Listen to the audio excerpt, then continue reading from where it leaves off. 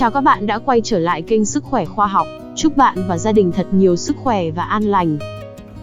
Cứ ăn món này, máu dồn lên não, cải thiện sức khỏe tim mạch, huyết áp, tốt gấp vạn lần thuốc bổ đắt tiền. Càng ăn càng khỏe, biết sớm mà sử dụng, chẳng lo tốn tiền mua thuốc. Nhắc đến đậu hũ, thì đây là một phần không thể thiếu trong cuộc sống của mỗi người. Là một món ăn rất phổ biến, đậu phụ rất dễ ăn, lại dễ chế biến ra nhiều món ăn ngon. Nó rất ngon lành. Tuy nhiên, không phải ai cũng được biết hết những lợi ích của nó đối với sức khỏe. Video ngày hôm nay, mình sẽ chia sẻ với các bạn một món ăn vừa rẻ tiền, vừa đơn giản mà lại có tác dụng vô cùng lớn với hệ tim mạch, huyết áp và được mệnh danh là nữ hoàng hồi sinh cho trái tim, tăng sức đề kháng, càng ăn càng khỏe. Vậy cụ thể, đậu hũ có tác dụng gì và cách chế biến món ăn này ra sao để tốt nhất cho sức khỏe? Thì xin mời bạn theo dõi video ngày hôm nay. Có rất nhiều các thông tin hữu ích về sức khỏe sẽ chia sẻ tới bạn. Và bây giờ, chúng ta hãy cùng thực hiện. Nguyên liệu đầu tiên trong công thức ngày hôm nay, mình sẽ sử dụng đậu hũ. Đậu hũ là loại thực phẩm được ví như format của người châu Á, vì những lợi ích mà nó mang lại cho sức khỏe. Chất dinh dưỡng của loại thực phẩm này được coi là thần dược đối với người bị mắc bệnh tim mạch, người có nguy cơ mắc bệnh tim mạch, và có tác dụng làm ổn định huyết áp tuyệt vời. Từ lâu, đậu hũ đã được sử dụng phổ biến trong bữa ăn hàng ngày của người Việt. Trong mỗi một khối đậu phụ khoảng 122 gram, có chứa hàm lượng dinh dưỡng cao như 177 calo, 2 mg kẽm, 3,35 mg sắt, 178 mg kali, 65 mg magie, 421 mg canxi, 15,57 gram protein, 282 mg phosphor, 12,19 gram chất béo, 5,36 gram carbohydrate, 27 microgram folate, DFE. Đậu hũ có lượng calo thấp, không chứa gluten gây hại cho cơ thể. Thậm chí nó còn được thay thế cho thịt trong nhiều món ăn. Dù không có hương vị như thịt, nhưng đậu phụ có điểm độc đáo là hấp thụ hương vị từ bất cứ thứ gì bạn nấu. Nó có khả năng có mùi vị như bất cứ thứ gì bạn muốn, và đó là điều khiến nó trở nên phổ biến. Đậu hũ có hương vị non mềm và rất lành tính. Tuy nhiên có một số người chỉ nên ăn ít, hoặc thậm chí không nên ăn đậu hũ để đảm bảo sức khỏe. Đậu phụ là một món ăn truyền thống của châu Á, được làm từ đậu nành. Dù ăn trực tiếp hay sử dụng bất kỳ phương pháp nấu nướng nào, thì cũng khó có thể che giấu được hương vị tươi ngon, mềm thơm của nó. Đây là món ngon, thường xuyên xuất hiện trên bàn ăn, và được nhiều người yêu thích. Theo các chuyên gia dinh dưỡng, trong đậu hũ chứa hàm lượng lớn protein, canxi, vitamin E, không cholesterol và ít carbon hydrate, có thể mang lại một số lợi ích sức khỏe nhất định. Bạn có thể nhận được nhiều công dụng của đậu hũ khi chiên, hoặc chế biến thành nhiều món ăn khác nhau. Tuy sở hữu một vẻ ngoài giản đơn, cách chế biến không phức tạp, cầu kỳ, nhưng đậu hũ lại ẩn chứa một kho tàng dinh dưỡng giá trị. Món ăn này cung cấp một nguồn protein dồi dào, đồng thời hội tụ rất nhiều axit amin quan trọng cần thiết cho cơ thể. Ngoài ra trong đậu hũ còn chứa cáp, chất béo, các loại khoáng chất và vitamin phong phú khác. Theo các nghiên cứu, tác dụng của đậu phụ đầu tiên phải nhắc đến chính là bảo vệ sức khỏe tim mạch. Chất isoflavin trong đậu phụ có thể giúp giảm mức cholesterol xấu LDL. Vậy nên, việc tiêu thụ đậu phụ có thể giúp bạn duy trì cân nặng, chỉ số khối cơ thể BMI và lượng cholesterol, từ đó giảm nguy cơ mắc các bệnh tim mạch. Đậu nành có thể hữu ích trong việc giảm huyết áp, và do đó, giảm nguy cơ mắc bệnh tim mạch và đột quỵ. Các estrogen thực vật trong đậu phụ có thể giúp cho trái tim của bạn khỏe mạnh. Một nghiên cứu năm 2020, được công bố trên tạp chí Circulation của Hiệp hội Tim mạch Hoa Kỳ, đã kiểm tra dữ liệu từ hơn 200.000 người, và tìm thấy mối liên hệ giữa việc ăn ít nhất một khẩu phần đậu phụ mỗi tuần, và nguy cơ mắc bệnh mạch vành thấp hơn 18% so với những người ăn ít đậu phụ hơn một lần một tháng. Đậu phụ có ít cholesterol, ít chất béo trung tính, và ít cholesterol xấu hơn thịt. Vì vậy, thường xuyên thay thế thịt bằng đậu phụ có thể giúp bạn giảm những chỉ số này. Đây là tin tuyệt vời để ngăn ngừa và chống lại bệnh tim mạch và huyết áp cao.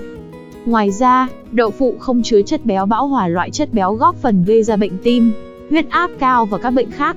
Đậu phụ giúp ngăn ngừa các bệnh lý về tim mạch, nhờ sự có mặt của isoflavones do đậu hũ cung cấp, sẽ giúp giảm thiểu đáng kể nồng độ cholesterol xấu toàn phần triglycerides và LDL-cholesterol trong máu, qua đó giúp phòng tránh được các vấn đề tim mạch. Các nghiên cứu đã chỉ ra rằng, đậu phụ giúp tăng cường sức mạnh cho hệ cơ xương khớp. Trung bình cứ 80mg đậu nành được tiêu thụ, sẽ giúp làm tăng mật độ xương, phòng tránh hiện tượng tiêu xương, loãng xương, nhất là khi cơ thể bước vào độ tuổi trung niên và giai đoạn tiền mãn kinh. Đậu phụ là loại thực phẩm chứa nhiều canxi. Một khẩu phần hơn 100g đậu phụ chứa lượng canxi tương đương với 1 ly sữa bò 235ml. Canxi là chất dinh dưỡng cần thiết cho trẻ đang phát triển và phụ nữ bị loãng xương.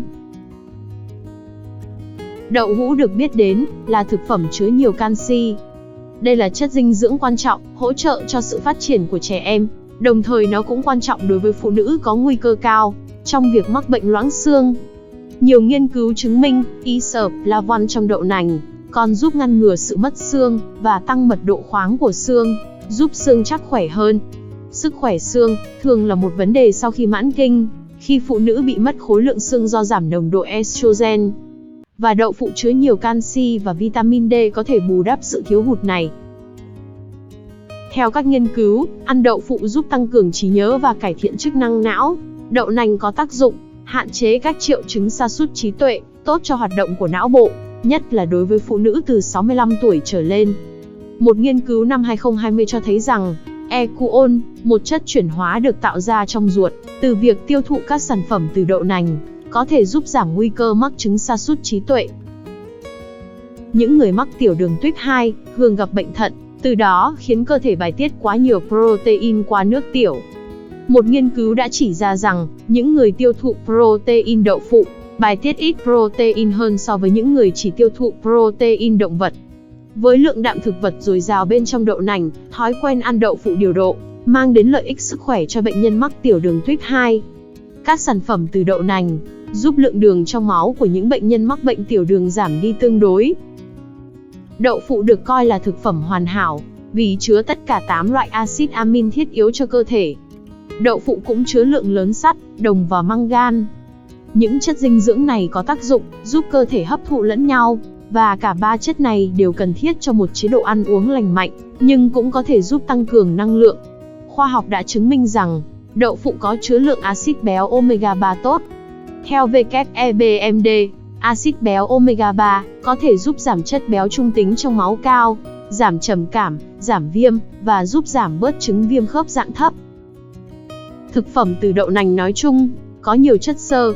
Chất xơ đặc biệt có thể làm giảm nguy cơ đột quỵ, kiểm soát lượng đường trong máu, giúp giảm các triệu chứng của hội chứng ruột kích thích, và giảm nguy cơ mắc bệnh trĩ. Theo các nghiên cứu, đậu phụ còn có tác dụng giúp làm giảm mức cholesterol. Mặc dù cholesterol rất cần thiết cho việc sản xuất các tế bào khỏe mạnh, nhưng bạn nên sử dụng cholesterol tốt, thay vì cholesterol xấu. Ví dụ như trong thịt đỏ, có chứa hàm lượng cholesterol xấu, có thể dẫn đến nguy cơ tắc động mạch, và tăng nguy cơ mắc các bệnh lý tim mạch. Ngược lại, tàu hũ không chứa cholesterol, nên nó là một lựa chọn đặc biệt tốt, nếu bạn đang cố gắng giảm lượng cholesterol. Ngoài ra, tàu hũ còn giàu protein. Protein từ thực vật cũng đã được chứng minh là giúp giảm mức cholesterol xấu, nhờ hàm lượng isoflavone của chúng. Theo các nghiên cứu, đậu phụ còn có tác dụng giúp tăng cường chức năng của thận. Đậu phụ chứa hàm lượng protein lớn, nên rất có lợi cho việc cải thiện chức năng của thận, nhất là những người đang chạy thận nhân tạo hoặc ghép thận. Ngoài ra, theo kết quả của cuộc nghiên cứu cho thấy, tác dụng của đậu nành còn ảnh hưởng tích cực đến những người bị bệnh thận mãn tính, do protein có thể tác động đến hàm lượng lipid trong máu, giúp ích cho việc làm giảm nồng độ lipid. Đậu phụ còn giúp hỗ trợ việc giảm cân. Theo các chuyên gia dinh dưỡng, nếu bạn đang muốn có chế độ ăn kiêng nhằm kiểm soát cân nặng, thì đậu phụ là một lựa chọn tuyệt vời, bởi nó không những hỗ trợ việc giảm cholesterol, mà còn cung cấp đủ năng lượng và dưỡng chất cần thiết cho cơ thể. Ngoài ra, đậu phụ còn bảo vệ các mạch máu, chống lại các tác hại của cholesterol bằng cách giảm tốc độ oxy hóa của LDL cholesterol xấu.